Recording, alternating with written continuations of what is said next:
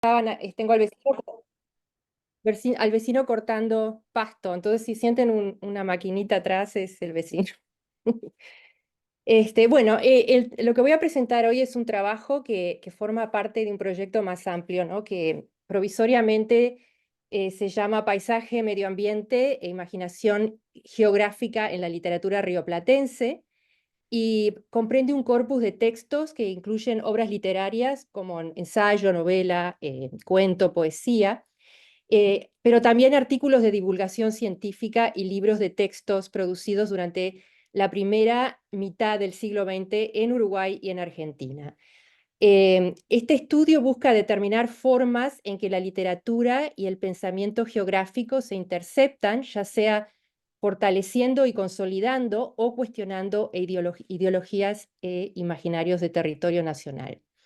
Desde perspectivas ideológicas y estéticas diferentes, los autores que analizo asumen una posición crítica ante los paradigmas dominantes del universalismo cultural y el determinismo ambiental, al promover una noción de paisaje que enfatiza los vínculos de reciprocidad entre el ser humano y el medio ambiente.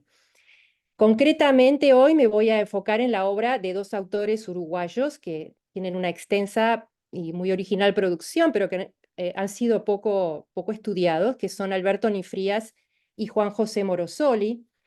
Y la elección de estos escritores responde a la relevancia que ambos asignan a la literatura como herramienta educativa para enseñar geografía y promover una conciencia ambiental en los jóvenes.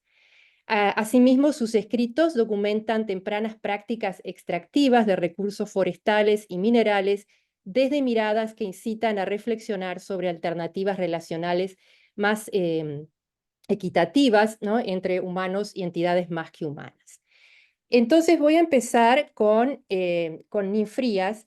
Es un autor nacido en Uruguay, nacionalizado y radicado en Argentina desde 1916 hasta su muerte en 1937. Y es hoy más conocido por sus tratados apologéticos de la homosexualidad masculina, que fueron los primeros en ser publicados en español a principios de la década del 30. En esta ocasión, mi acercamiento a su obra parte de la perspectiva del llamado giro botánico o giro vegetal, ¿no?, que es un enfoque en los estudios culturales y ambientales que da prioridad a la importancia y al papel de las plantas en la vida humana y en el entorno natural. Los textos que trabajo, ahí ven, son el árbol, fechado en 1910, y el culto al árbol, que está fechado en el 32, pero publicado hacia 1933 en Argentina. Aquí una cosita antes de referir a estos textos, quería señalar que considero que en la obra de Nin Frías estas dos temáticas, que son el homosexual y el árbol, son entidades homólogas, ¿no?, que son presentadas como sujetos, los dos, incomprendidos, perseguidos y calumniados en el presente de la modernidad. Uno patologizado y criminalizado, y el otro reducido a un simple recurso, ¿no?, enfocado a usos humanos. Al vincular lo queer con la naturaleza, Nin Frías desafía tanto relaciones de dominio impuestas por el capitalismo antropocéntrico como concepciones pseudocientíficas que consideraban la homosexualidad como una manifestación contra natura, ¿no? Los conceptos, como ven ahí, de normalidad y anormalidad son vistos por Nin Frías como constructos humanos, y subraya que la idea de lo que consideramos anormal es parte de la diversidad intrínseca de la vida, ¿no? Pero hoy voy a hablar más que nada sobre los trabajos dedicados al árbol, concretamente, que los dos libros que tiene, y ahí ven el índice del primer libro, parten de una propuesta de convivencia armoniosa entre los seres humanos y más que humanos, que anticipa proyectos, o mejor dicho, conceptos claves, ¿no?, de la ética ecológica de fines del siglo XX, como la sostenibilidad, la solidaridad y la justicia intergeneracional e interespecífica. Y voy a mencionar algunos ejemplos, ¿no? Como dije, es El árbol, que es el libro que publicó en 1910, pero lo comienza a escribir en 1904. Está dedicado a la niñez y juventud de América, Y el texto considera, entre otras cosas, ¿no?, plantar un árbol como y él dice, una acción, ¿no?, generosa y benéfica, ya que con este gesto no solo pensamos en nosotros mismos, sino también en los que vendrán. ¿No? Aquí esta expresión no alude aquí únicamente a futuras generaciones humanas, sino que incluye, dice él, a toda una multitud de seres en cuyas vidas nuestros actos van a repercutir tarde o temprano. Entonces queda aquí expresada una actitud de solidaridad intergeneracional que precede en varias décadas, ¿no?, el concepto, por ejemplo, de desarrollo sostenible proclamado en el informe Brundtland, ¿no?, de la Comisión Mundial de Medio Ambiente de las Naciones Unidas, donde se exhorta a formas de desarrollo que aseguren y conformen, y cito, ¿no?, las necesidades del presente sin comprometer la capacidad de las futuras generaciones para satisfacer las propias. Entonces, del informe. Entonces, más allá de las diversas acepciones del concepto, la sostenibilidad en este contexto implica considerar que la naturaleza ni es un simple servicio de la productividad económica, ni ofrece recursos ilimitados. Entonces, por lo tanto, se busca alternativas, ¿no?, a modelos fundamentados exclusivamente en el crecimiento económico a corto plazo. Asimismo, la sostenibilidad requiere un cambio profundo en la mentalidad de las formas de vida y organización humana, enfocándose en el bienestar de todos los seres que forman parte de la biosfera, incluidos aquellos que todavía no han nacido, ¿no? Entonces, este es el segundo libro, muy conectado al primero también. Es en realidad un libro, El culto al árbol es el título, y expande los conocimientos del primer libro. Y aquí Ninfrías recurre muy concretamente al conocimiento científico, técnico y humanístico para demostrar la interconectividad entre los seres vivientes. Allí incita a los lectores a experimentar, comprender y recuperar vínculos con energías botánicas, fomentando y promoviendo nuevas formas de relacionarse con la naturaleza. La descripción de relaciones de interdependencia, como él las llama, ¿no?, entre diferentes entidades, ocupa una gran parte del ensayo. Y voy a mencionar uno de los ejemplos, ya que estábamos hablando de los hongos al principio, ¿no? El autor refiere a los micelios o a las redes de micelio como uno de los ejemplos más representativos y también como prueba de la colaboración mutua en la naturaleza. Bueno, como sabemos, estudios recientes han comprobado que los micelios contribuyen al sustento orgánico de los suelos y actúan como sensores interconectados que regulan la salud de la masa forestal del planeta. Bueno, acá tenemos a comienzos de la década de 1930 a un escritor uruguayo, ¿no?, con sus limitados conocimientos de botánica, ya contemplaba este fenómeno de lo que él llama aparente parasitismo, que no es, lo ve como un elemento fundamental de los ecosistemas. El autor también va a fundamentar su defensa de los bosques en general en el libro, no en términos románticos o esencialistas, sino como una visión o con una visión conservacionista, ¿no?, que atribuye el deterioro ambiental a un modelo de desarrollo económico irresponsable. Entonces aquí tenemos, por ejemplo, tenemos lo que él refiere a los bosques, ¿no? Cómo los considera, dice él, como una sociedad vegetal que los hombres administran a su provecho, dice. Sin reforestación, el capital forestal disminuye, lo que lleva a sociedades a implementar lo que él llama medidas preventivas contra el desmonte excesivo, que no solo perjudica a la industria, sino que en grado mayor perturba la economía meteorológica del planeta. Una prueba de lo que él llama un egoísmo desmedido de los seres humanos es, interesantemente, el consumo del papel. Según lo explica el autor, el consumo del papel sobrepuja en mucho la producción porque el árbol dice, porque el árbol estoy citando aquí, ¿no?, el árbol de crecimiento en relación a la avidez humana no se rehace en un año ni en una serie de ellos. Este argumento se inspira obviamente en la teoría del crecimiento exponencial de la población y el crecimiento aritmético del suministro de alimentos de Thomas Malthus, pero también comparte varios aspectos con trabajos posteriores, ¿no? Que señalan un desbalance entre recursos y población humana. Por ejemplo, el informe científico del Club de Roma, ¿no? De 1972, los límites del crecimiento. Y aquí voy a pasar a mostrarles la cita de Nifrías. Dice: vivimos en la actualidad en la edad del papel. En vez de fabricar este último con hilos, retazos usados y sustancias textiles de gran duración, se le confecciona con árboles cortados, pulverizados mecánicamente para asegurar la tirada diaria de más de 30.000 periódicos, de los cuales algunos de ellos tiran ediciones de millones de ejemplares. No, entonces aquí vemos que el incremento del consumo de papel no se presenta como un indicador del crecimiento cultural de un pueblo. Al contrario, ¿no? Representaría un retroceso si no se toman lo que él llama medidas preventivas.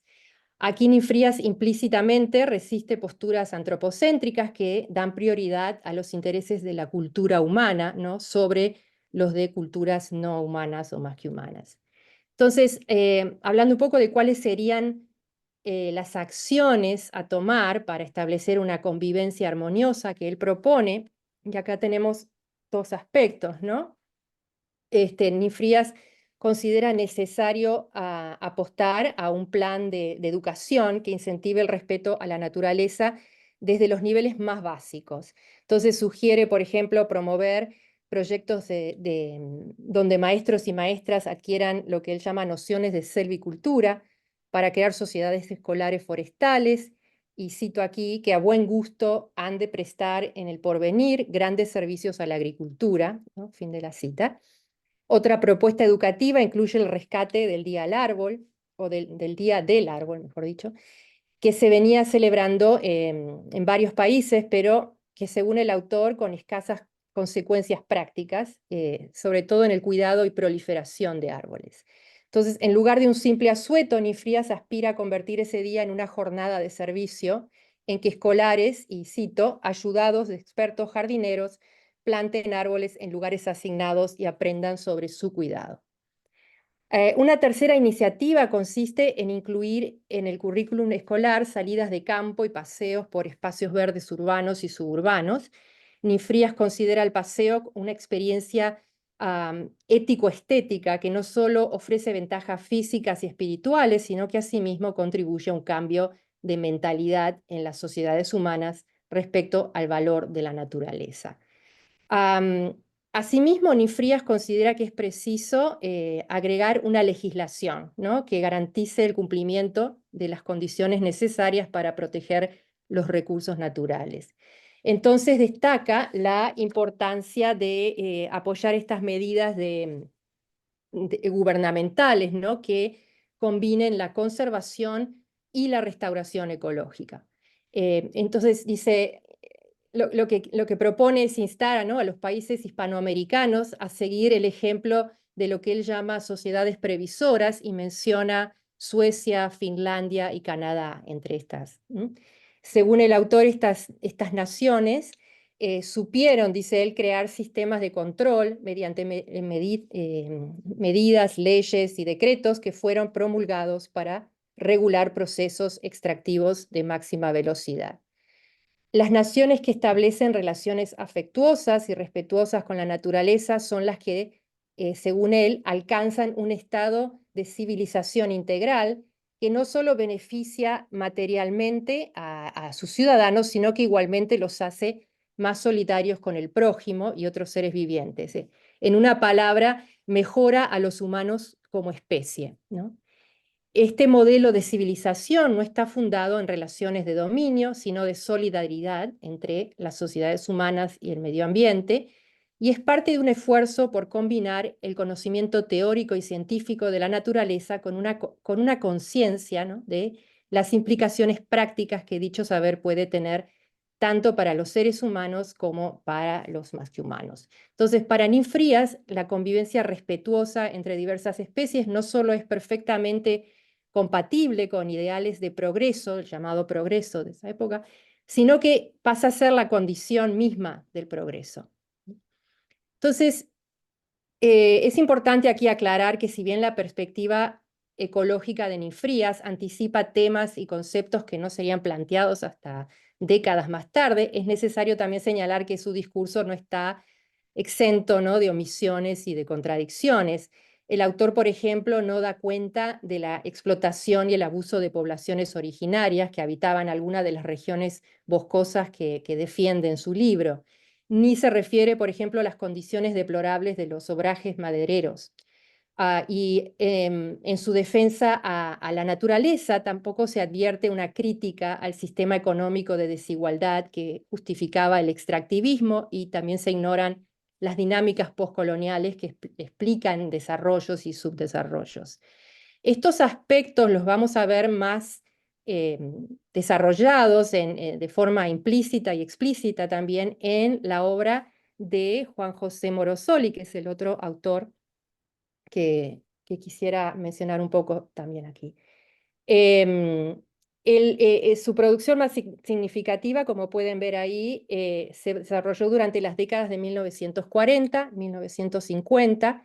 Su obra se encuentra estrechamente vinculada con los impactos que tuvieron los cambios socioeconómicos en el ámbito rural uruguayo, especialmente aquellos derivados de la implementación de un modelo de industrialización sustitutiva de importaciones, ¿no?, los ISI, durante este periodo de 1945 a 1955. El enfoque innovador del escritor sobre el espacio rural se desarrolla en un contexto en el cual el discurso geográfico nacional comienza a revitalizarse, impulsado por la inclusión de nuevos conceptos y reformas pedagógicas, llevadas a cabo sobre todo por geógrafos como Jufra y Chevatarov, que son los principales, sobre todo Chevatarov. Morosoli equipara al hombre y al medio en un sentido ontológico, resaltando la interdependencia y la vulnerabilidad compartida entre ambos.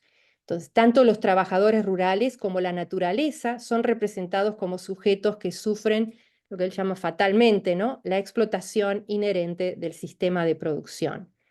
Al igual que en Ninfrías, la educación ambiental desempeña un papel fundamental en la obra del escritor minuano. Tenemos en este contexto, ¿no?, a Morosoli le va a dar a la literatura infantil una función pedagógica importantísima. Su obra más reconocida es Perico, ¿no?, de 1945. Esta es una colección de relatos para niños que, como bien saben algunos de los uruguayos que están aquí, circuló por décadas, ¿no?, en las escuelas uruguayas.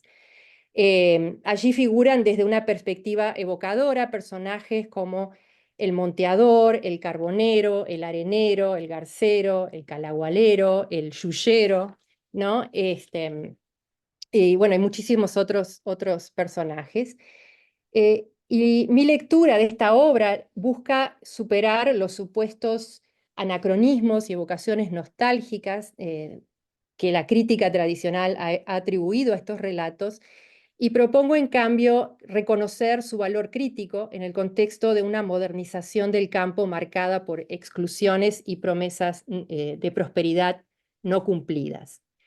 Entonces, mientras Ninfrías invitaba al paseo para fomentar el amor de los niños por la naturaleza y el enfoque desde esa perspectiva ético-estética, el enfoque geoliterario de la literatura infantil de Morosoli exhorta a conocer el medio rural a través de la perspectiva de individuos que han conseguido subsistir gracias a su adaptabilidad, habilidad y manejo experto del territorio y sus recursos. Y como ejemplo quería citar un fragmento de uno de estos textos de Perico, ¿no?, titulado La geografía, donde vemos que el conocimiento geográfico aparece aquí fusionado a la experiencia del yuyero, ¿no? El yuyero, para quienes no saben, es el recolector de hierbas medicinales, ¿no? Entonces, este conocimiento geográfico, como digo, conectado con la experiencia, ¿no?, que de varias formas trasciende la simple descripción del medio físico que ofrecían los libros de texto, ¿no?, para ofrecer en cambio lo que él llama una geografía viva, donde se ensamblan el suelo, las plantas, los animales y los humanos. En la obra de Morosoli, los oficios de estos artesanos de la extracción, que no están solamente en la literatura infantil, sino en los cuentos también destinados a adultos, van a evidenciar estas relaciones de convivencia respetuosa y afectiva con la naturaleza, así como formas sensatas de aprovechamiento del medio ambiente. Poseen un caudal de saberes estos individuos, saberes y habilidades, ¿no? Que los convierten en expertos conocedores del medio y, por ejemplo, el arenero, ¿no? Que es el relato que abre la colección, dice, y sacar arena de donde se debe sacar. No es cuestión de sacar y sacar, no. Hay que sacar la que el río no necesita, y para esto hay que conocer bien el río, que es una cosa viva y está en su cauce como un cuerpo vivo en el aire y se va por donde necesita ir. El narrador también está comparando aquí el comportamiento de Perico, ¿no? con el fluir de un río, indicando que ambos actúan de acuerdo a su naturaleza intrínseca y cumplen sus funciones con reverencia y armonía. Igualmente el río y su cauce adquieren este estatus de sujeto, ¿no? Cosa viva, va por donde necesita ir, con un valor y derechos propios, ¿no? Que van más allá del recurso que ofrecen a los seres humanos. En tal sentido, se advierte en estos trabajadores una perspectiva biocéntrica que reconoce la vinculación intrínseca entre naturaleza y cultura, entre ecosistema y la especie humana que comprende. Entonces, para terminar aquí, tanto Nifrías como Morosoli presentan en sus obras iniciativas tempranas que anticipan conceptos de desarrollo sostenible y conciencia ambiental que siguen siendo relevantes hasta hoy en día. Y Nifrías, por su parte, defiende el cuidado del árbol y el respeto a la naturaleza como un acto de solidaridad intergeneracional, enfatizando la necesidad de una educación que fomente el respeto a la naturaleza. Sus escritos abogan por prácticas conservacionistas y critican formas de explotación que ignoran los límites de los recursos naturales, planteando ideas que resuenan con el desarrollo sostenible moderno. Morosoli, por su lado, resalta la importancia de los saberes locales y la adaptación del entorno natural, promoviendo el respeto por la naturaleza a través de individuos que interactúan de manera respetuosa y afectiva con su entorno. Ambos autores, desde perspectivas muy diferentes, abogan por un modelo de desarrollo que integra el conocimiento científico y el enfoque humanístico con una profunda ética ambiental, señalando caminos hacia una convivencia más equitativa y sostenible entre los seres humanos y el entorno natural. Entonces, voy a parar aquí y muchas gracias y cerrar aquí también. Ok. Muchas Gracias. gracias, Carla. Gracias, gracias. Voy a, como dicen en el flamenco, voy a cambiar de palo y a ver si al final tenemos un poco de tiempo para conversar. Lo que yo quiero compartir con ustedes es un problema en el que ando metido y que a lo mejor me excede. Vamos a ver si me explico bien. Estoy compartiendo mi pantalla. Creo Sí, que estoy Sí, compartiendo perfecto. sí. pero la pantalla equivocada. No, No, tenés you are nota. the of Human Microbiota Conservation. Estás compartiendo eso. Si estás bien, es eso. Eso. Y ahora está en formato más grande. Yes. Sí, Sí. exacto. Ya. Lo que voy a compartir es, voy resumiendo la investigación a la medida que va avanzando, como en un macro PowerPoint donde todo lo meto ahí como si fuese un antiguo cajón desastre, a veces en inglés y a veces en español. Así que he separado algunas cosas, algunos slides, alguna parte de los slides para comunicarles un poco por dónde va el tema. El problema en el que estoy es que me he dejado reclutar por investigadores de microbiota humana, particularmente investigadores interesados en la conservación de microbiota humana. que en este momento particular están en la búsqueda de constituir algo parecido a un consejo indígena latinoamericano que ayude con el tema de establecer cuáles serían los protocolos éticos para hacer esta investigación, y especialmente no solo la investigación general sobre microbiota humana, sino particularmente el tema de conservación. Se ha vuelto un campo muy preocupado con su ética, se ha vuelto un campo muy preocupado con formas de cooperación. Abre nuevas oportunidades al tema del cual Carla nos ha hablado indirectamente, al presentarnos a Morosela y Janine Frías, que tiene que ver el de las comunicaciones interespecie y el de las responsabilidades éticas entre las especies. Se está volviendo un campo de creciente visibilidad pública, está incluso en el mercado y eventualmente será una controversia no solo académica, sino será una controversia a nivel público, y es un campo que está muy preocupado con los relatos que van emergiendo de la investigación misma. Unas cosas muy básicas, muy fundamentales sobre microbiota humana para aquellos que no estén familiarizados, y espero, esto lo he presentado ya en una ocasión, espero que no estén entre ustedes no estén alguno de esos que estoy aburriendo con la microbiota otra vez.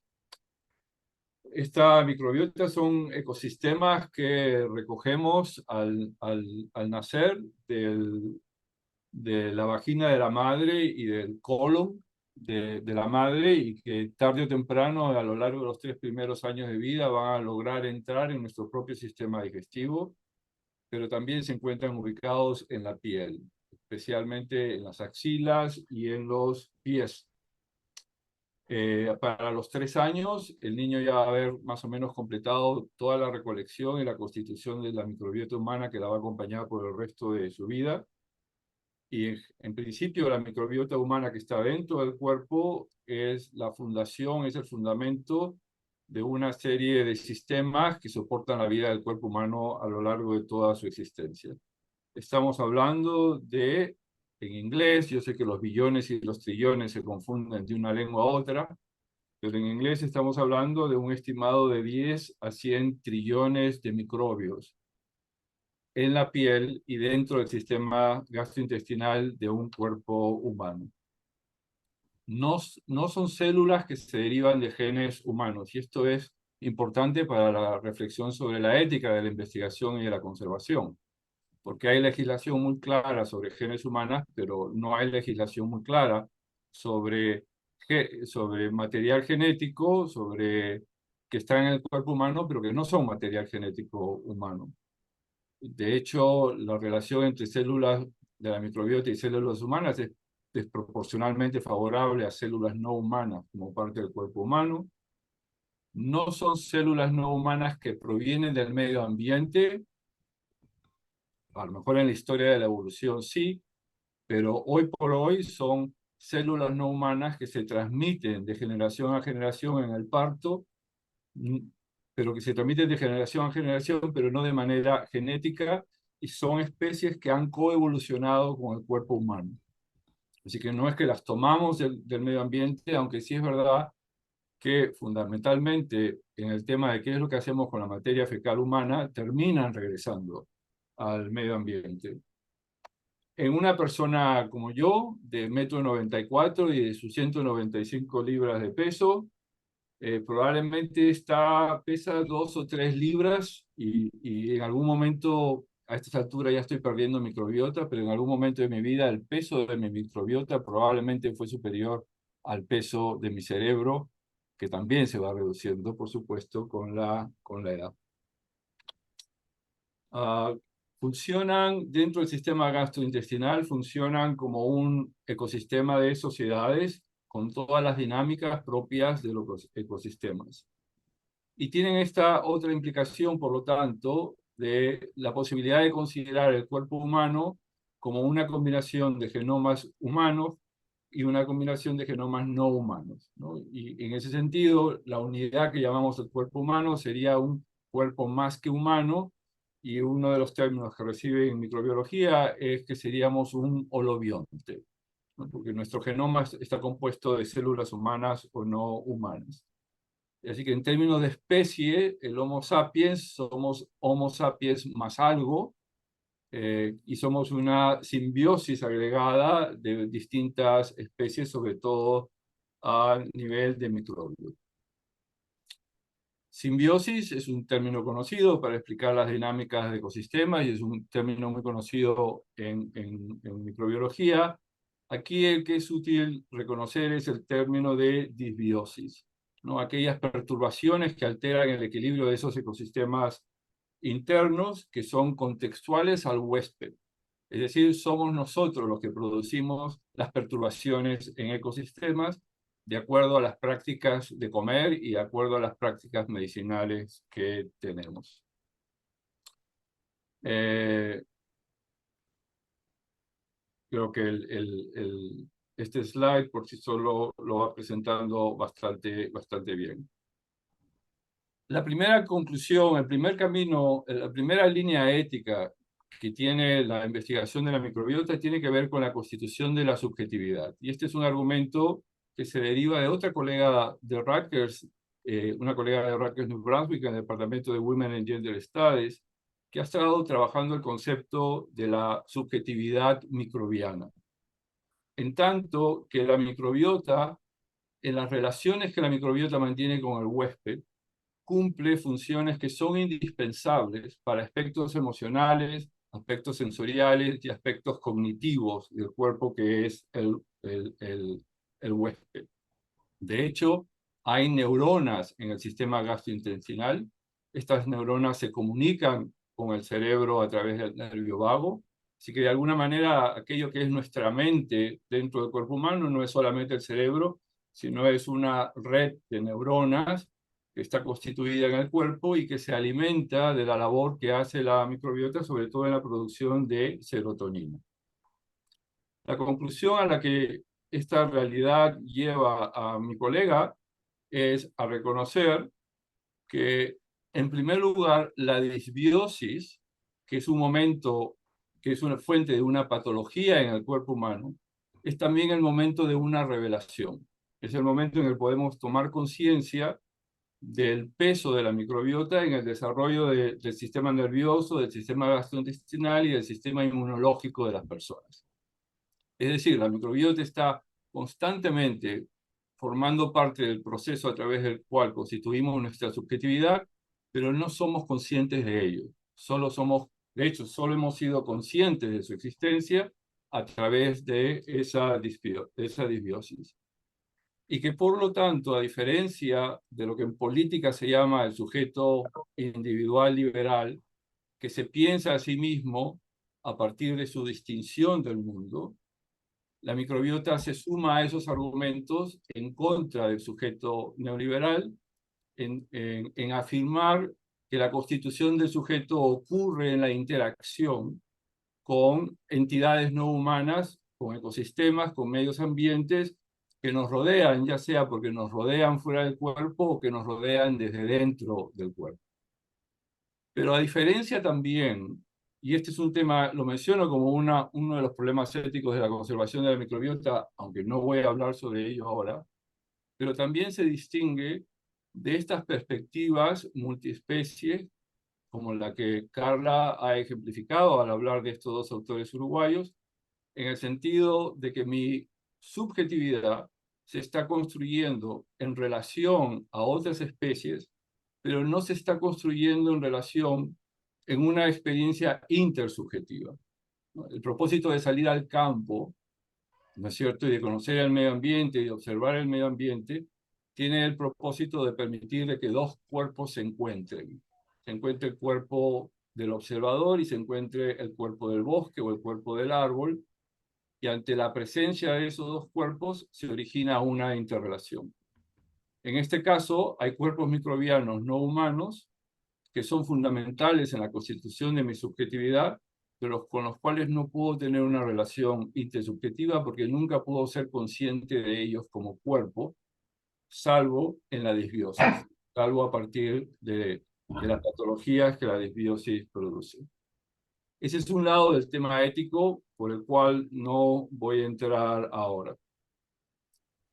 Un aspecto del tema de la microbiota que se ejemplifica muy bien con esta convocatoria de artículos que salió en junio de este año de la revista Humanities, Social Sciences and Communications, es que nos da la medida de cuánto ya este es un campo muy interdisciplinario y que además con las posibilidades de prácticas transdisciplinarias. Solamente con la lista de la convocatoria de temas hechas por esta revista. Pero también nos afirma que tanto como el tema de cuáles son los beneficios de la microbiota y el cuidado de la microbiota como un tema de salud, cuán presente está ya en el campo de investigación la preocupación con los discursos y los relatos que van emergiendo de esta investigación. No solamente por lo que contribuyen a la investigación o a la solución del problema, sino también por las distorsiones que esos discursos pueden generar en relación a la microbiota misma o en relación a cualquier otra manera de pensar, no solo microbios, sino a la manera de pensar otros sujetos humanos. Y sobre este tema volveré un poquín más adelante. El tema de la microbiota es un tema de extinción en primer lugar. El tema de la microbiota humana, la preocupación de que hay una colonización que tiene lugar en la historia, por lo menos desde el siglo XV, que está interviniendo, está interrumpiendo esa colonización que la microbiota de la madre debería ejercer sobre el cuerpo del recién nacido y que debería continuar durante esos primeros años de vida. Y esa colonización de la microbiota de la madre al hijo está interrumpida en general por prácticas alimenticias y prácticas de medicina que están asociadas con la urbanización, con la industrialización y con la globalización. Y que son las causas de las principales epidemias del siglo XXI. No sé si las enfermedades infecciosas son o no son, como se debatía hasta antes de la pandemia del COVID, las pandemias del siglo XXI, pero sin lugar a dudas, entre las pandemias del siglo XXI están las enfermedades inmunológicas, que no son enfermedades infecciosas, no se contagian, ¿no es cierto?, a través de un vector de un cuerpo a cuerpo. Obesidad, desnutrición, diabetes, especialmente diabetes infantil, alergias, desórdenes neurológicos, incluyendo el Alzheimer. Hay conexiones muy fuertes entre disbiosis de la microbiota y el autismo, por ejemplo, y también en ciertas variedades de cáncer, sobre todo de cáncer entre mujeres y de cáncer al útero. Hay investigación que muestra que hay una pérdida de diversidad de microbiota que va del gradiente de lo rural, ¿no es cierto?, y de los pueblos no contactados, de los pueblos indígenas no contactados y de los pueblos rurales, hacia el consumo en las sociedades industrializadas, que están asociadas otra vez a ciertas prácticas de salud y a ciertas prácticas alimentarias. Hay una epidemia de abortos por cesárea, probablemente se está recuperando, pero se perdió la práctica de amamantar, de dar leche materna directamente desde el pecho, donde también no es que se transmite microbiota, sino que se contribuye al crecimiento de la biodiversidad de la microbiota dentro del sistema gastrointestinal. Y que además las consecuencias de estas enfermedades inmunológicas son enfermedades que tienen efectos a largo plazo y que requieren tratamientos a largo plazo, así que también tienen una derivada económica en el sentido de que estas son pandemias que requerirán muchísimos mayores inversión de recursos económicos de la que generan las pandemias de enfermedades infecciosas. No hay vacuna para ellas, en pocas palabras. Supuestamente estamos viviendo una época de extinción acelerada y donde entonces las preguntas que se hacen son las preguntas habituales que hacemos sobre la extinción de ecosistemas. Llegaremos a ese tipping point en que será irreversible. Será simplemente cambios de dieta lo que nos ayudarán a restablecer el equilibrio y la diversidad de la microbiota, o ya hemos perdido especies que son fundamentales en este proceso. Entre todas las causas, la que más me dediqué a analizar en el trabajo son las que tienen que ver con el abuso de antibióticos, que creo que no tengo que profundizar demasiado entre ustedes, pero que a su vez, como nota a pie de página, tiene una derivada también en la economía y una derivada de salud pública, y es que va asociada sobre todo con unas prácticas de cómo diagnosticar enfermedades del sistema respiratorio, ¿no? Sobre todo las de arriba, que son las que tienden a tratar de curarse o a recetarse con antibióticos y a la intervención de los antibióticos en la producción de alimentos. El peso de los antibióticos en la cadena alimentaria, que nunca terminan por salir, porque en todo caso nos atraviesan y terminan regresando otra vez al medio ambiente. Este es un trabajo de investigación que Gregorio Iraola, de hecho, hizo para el caso de Montevideo, mientras que estaba en el Instituto Pasteur. En el caso del cambio climático, el cambio climático no haría más que acentuar estos problemas, porque acentuaría el tipo de enfermedades a las cuales respondemos con la prescripción de antibióticos de espectro amplio. El aumento de calor, las enfermedades respiratorias, y lo único que haríamos sería combatir la insuficiencia de antibióticos con aún antibióticos más fuertes y de espectro más amplio también. Así que no es un escenario bastante negativo en términos de la supervivencia de este ecosistema. En tanto que es un problema de extinción, entonces también se vuelve un problema de conservación. En tanto el problema de conservación, entonces, está permeado de todos los debates que ocurren en relación a los problemas, a la conservación. Y particularmente tiene que ver con la idea de que los pueblos indígenas, especialmente los no contactados o en general poblaciones rurales poco contactadas, son las que tienen una diversidad microbiótica que no solo pueden contribuir al estudio del sistema antes de que se aparezcan especies, sino que podrían contribuir incluso a la restauración de microbiota. Podría ser parte de terapias. Pero no solamente se trata de que la microbiota de pueblos indígenas sea parte de esos recursos para lidiar con estas enfermedades, sino tiene que ver también con la urgencia y el derecho de los pueblos indígenas de ser comunicados sobre en qué consiste la microbiota humana, cuáles son las propiedades entre ellos y a qué riesgos está esta sometida. Así que voy a acelerar el asunto para acabar a tiempo con la hora, pero creo que no es difícil para muchos de ustedes imaginar todos los riesgos aquí implícitos en la conservación. Una de las maneras como la bibliografía del tema va discutiendo el tema hasta el momento tiene que ver no necesariamente entre la opción de la propiedad y la participación, pero alrededor de estos dos temas. ¿Cuánta participación tiene que haber por parte de los pueblos indígenas en la investigación de microbiota, incluida el de su conservación? Y el tema de la propiedad, ¿qué tipo de propiedad deberían o podrían tener los pueblos indígenas sobre su microbiota? En este momento, el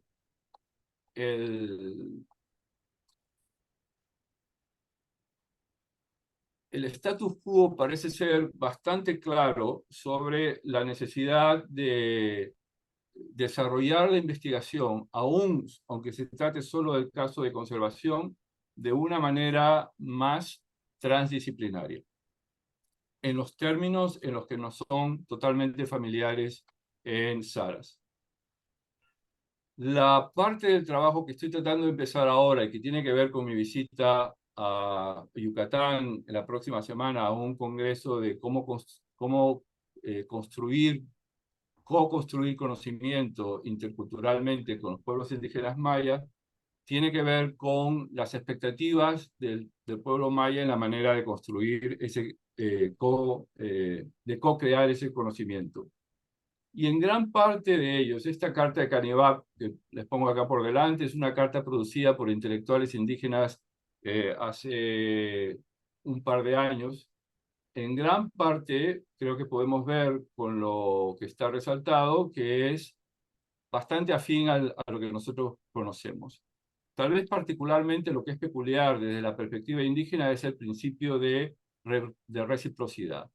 El reclamo de una duración, de una relación en la producción de conocimientos de largo plazo, una especie de requisito de convivencia y la voluntad de ser a su vez influenciado, de dar muestras de qué manera nosotros estamos siendo impactados también por esas otras formas de conocimiento. Hay una desconfianza sobre la erudición académica sobre los pueblos indígenas, mucha desconfianza incluso sobre las carreras académicas que se autoproclaman defensoras de los patrimonios o que están en la labor de rescate de los pueblos indígenas. Tienen mucha desconfianza de esos anticolonialismos que al final no revierten en ningún beneficio para la comunidad, o por lo menos como la comunidad entienda ese beneficio. Y esta es la guía con la que vamos a empezar a trabajar en la próxima semana. Al final, este comité que se reunió hace un mes de intelectuales mayas nos propone es una lista tentativa de principios con los cuales ellos les gustaría encontrar un consenso sobre co-creación de conocimiento, y verán otra vez que entre ellos hay muchos los que forman parte de los principios de interdisciplinaridad, pero también les llamará la atención los que tienen que ver con las relaciones de largo plazo, los compromisos de largo plazo, la relación holística entre el investigador y la comunidad, la transparencia, el tomarse el tiempo, mucho slow science, diría nuestro Henrik, el tomarse el tiempo una y otra vez para comunicar, estar involucrados desde el diseño, el monitoreo y la publicación de los resultados. Y se los dejo ahí. Y creo que en Saras no es difícil reconocer dónde están las afinidades, pero también dónde están las peculiaridades desde esta perspectiva intercultural, en la que más adelante tengo que resolver, y esto de qué manera puede afectar al tema de la constitución de ese Consejo Indígena y de protocolos para la conservación del microbiota humano. Así que no tengo más que problemas que compartir con ustedes hoy día, más que algún tipo de solución.